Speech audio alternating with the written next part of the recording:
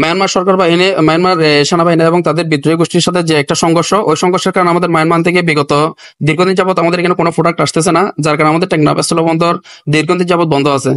তো এর বন্ধ থাকার কারণে আমাদের সরকার যে রাজস্ব থেকে কোটি কোটি টাকা রাজস্ব থেকে সরকার বঞ্চিত হচ্ছে, এবং আমাদের দেশে নিত্য প্রয়োজনীয় জিনিসের দাম বাড়িয়ে যাচ্ছে।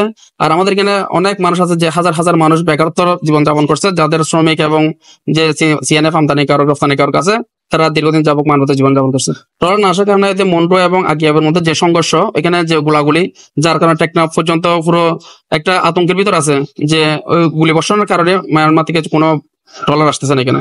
দেশের পরিস্থিতির কারণে আমাদের অনেক ব্যবসায়ীদের অনেক ক্ষতি হয়ে যাচ্ছে। আমরা কোনো মালামাল আনতে পারতেছি না। ওদের মানে কি যুদ্ধ বলে, এটা গৃহযুদ্ধ। ওটা বন্ধ তো অনেকদিন, প্রায় 1 মাস হয়ে যাচ্ছে, মানে কোনো মালামাল আসতেছে না। মালামাল আসার সম্ভাবনা আছে যদি পরিস্থিতি ভালো হয়, বন্ধ থাকবে। ওদের পরিস্থিতি খারাপ, ওরা এখানে গুলিবর্ষণ করতেছে, সে ভয়ে আসতেছে না আর কি। ক্যাপ্টেন বোর্ডের যারা থাকে এরা বই করতেছে, সেজন্য ওরা আসতেছে না।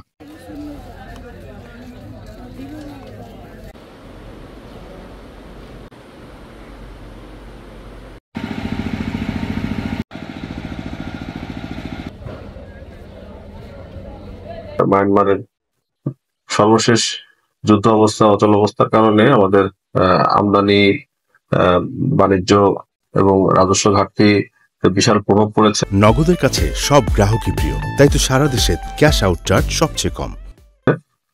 অর্থাৎ আমাদের এই 23-24 অর্থ বছরের মোট 394 কোটি টাকা আমরা এই মে পর্যন্ত আদায় করেছি। পক্ষান্তরে গত অর্থ বছরের 22-23 অর্থ বছরের মে পর্যন্ত 630 কোটি টাকা আদায় হয়েছিল। অর্থাৎ পুরো অর্থ বছরে আদায় হয়েছিল 640 কোটি টাকা। ঘাটতিতে আছি অলমোস্ট গত বছরের আদায়ের তুলনায় 235 কোটি টাকা। হিসাবটা এরকম করলে দেখা যায় যে গত বছর 11 মাসে, অর্থাৎ পুরো অর্থ বছরে 12 মাসে আমাদের 1,85,000 মেট্রিক টন আমদানিকৃত মালামাল আসছে, যার বিপরীতে এই অর্থ বছরে আমাদের 64,000 মেট্রিক টন মালামাল এসেছে। মায়ানমারে এখন প্রচন্ড যুদ্ধ চলমান আছে, যার কারণে আমাদের বিগত প্রায় বন্দরে কোনো বোট বা নৌকা আসেনি। কোনো বোর্ডের অবস্থা বন্দরে নাই, গোডাউনেও তেমন কোনো মালামাল রক্ষিত নাই। যুদ্ধের অচল অবস্থা যদি নিরসন না হয়, তাহলে রাজস্বের ঘাটতি পূরণ হওয়ার কোনো সম্ভাবনা আমরা দেখছি না।